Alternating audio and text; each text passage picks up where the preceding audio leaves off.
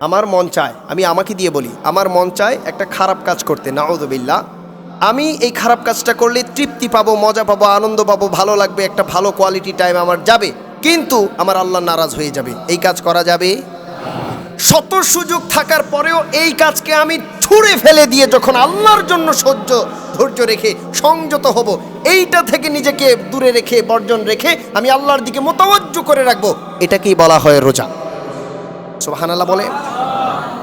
যখন হাজারো তৃপ্তি, হাজারো পিপাসা আমার টুটি চেপে ধরবে, দিনের প্রখর রোদ, এই রোদের মধ্যে এমনি টিকা যায় না পানি না খাইলে।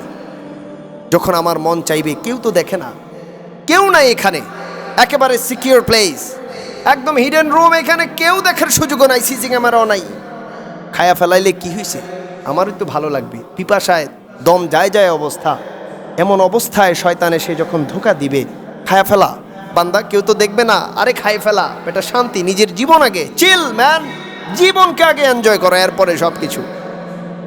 ওই টাইমে যদি আপনার মধ্যে এটা আসে, আমি এই মুহূর্তে খাইলে আমার তৃপ্তি আসবে, আমার জীব শান্ত হবে, মন ঠান্ডা হবে, শরীর সতেজ হবে, আমি শান্তি পাবো, তৃপ্তি পাবো, ভালো লাগবে, মজা পাবো, কিন্তু আমি এই শান্তি, তৃপ্তি, ভালো লাগা, মজাকে তুচ্ছ মনে করি, আমার আল্লাহর জন্য আমি বাদ দিয়ে দিলাম, শত কষ্ট হোক, প্রয়োজনে আমার এই অবস্থায় জীবন যাবে, আমি জীবন ত্যাগ করতে রাজি আছি, আমার আল্লাহকে নারাজ করতে রাজি নাই, আল্লাহর হুকুমকে অমান্য করতে রাজি নাই। এইভাবে যখন বান্দা আল্লাহর জন্য খাস হয়ে যায়, এইটাকেই রোজা বলা হয়। আরো জোরে বলেন সুবহানাল্লাহ। প্যারে হাজিরিন, শুধু একটা বিষয় চিন্তা করবেন, কার খাতিরে কাকে গ্রহণ করছেন আর কার খাতিরে কাকে বর্জন করে দিচ্ছেন। দুনিয়াবি খাতিরে যেন আল্লাহর হুকুমকে বর্জন না হয়, এদিকে খেয়াল রাখেন। দুনিয়ার কোনো কিছুর প্রসঙ্গের খাতিরে যেন আল্লাহর হুকুম অমান্য করে আল্লাহকে বর্জন করা না হয়, এই দিকে খেয়াল রাখেন। যদি বর্জন করতে হয়, আল্লাহর খাতিরে আমরা সব বর্জন করব, আল্লাহর খাতিরে আমরা আনন্দ বর্জন করব, আল্লাহর খাতিরে আমরা খানা পিনা, তৃপ্তি, উপভোগ সব কিছু বর্জন করব, রোজা পালন করব, আল্লাহকে খুশি করব। কিন্তু দুনিয়ার কারো খাতিরে আমরা আল্লাহর হুকুম অমান্য করে আল্লাহর পছন্দকে বর্জন করতে পারবো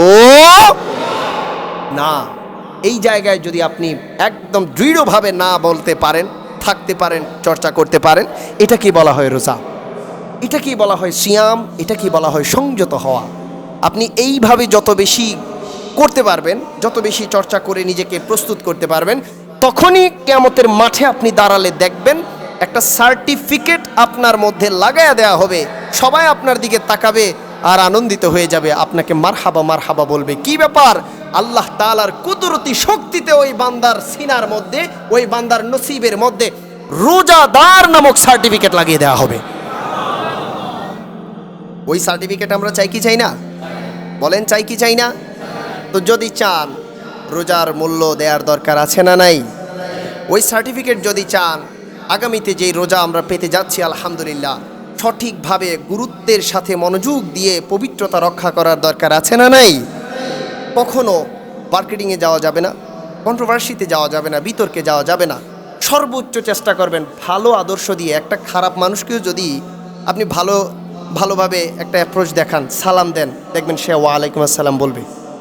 সবাই জানে লোকটা খারাপ, আপনি সামনে গিয়ে সালাম দেন, দেখবেন সে বলবে কি ওয়ালাইকুম আসসালাম, আপনার উপরও শান্তি বর্ষিত হোক। কেন বলল সে? কারণ আপনার ভালো আচরণটা সবাই ভালোবাসে, আপনার নম্রতাটা সবাই ভালোবাসে, আপনার ভালোবাসাটা সবাই ভালোবাসবে।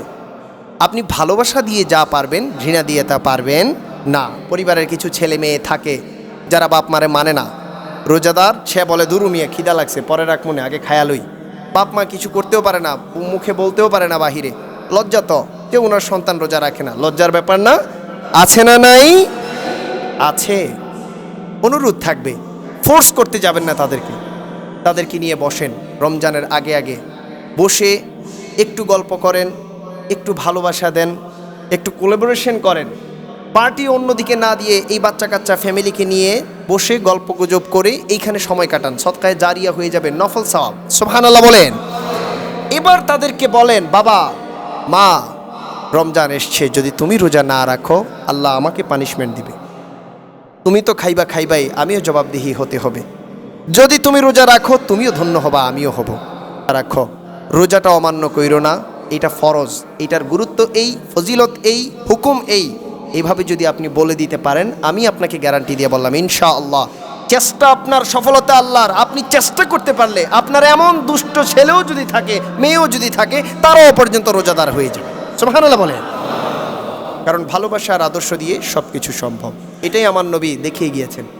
রোজার চেতনা হলো আপনি নিজেকে সংযত করে ফেলা, রোজার চেতনা হলো নিজেকে নম্র ভদ্র করে ফেলা, রোজার চেতনা হলো মিথ্যাকে ত্যাগ করে দেয়া, রোজার চেতনা হলো অসত্যকে অসত্য বলা, সত্যকে সত্য বলা, রোজার চেতনা হলো ক্ষতিগ্রস্ত করা থেকে নিজেকে সেভ করা, রোজার চেতনা হলো ইমান আমল আখলাক সেভ করে চলা, রোজার চেতনা হলো একটা মাস চর্চা করে করে করে করে করে করে নিজেকে পাপিষ্ঠদের খাতা থেকে বের করে এনে আল্লাহর একজন আল্লাহওয়ালা বান্দা সৈনিকে রূপান্তর করে দেয়া।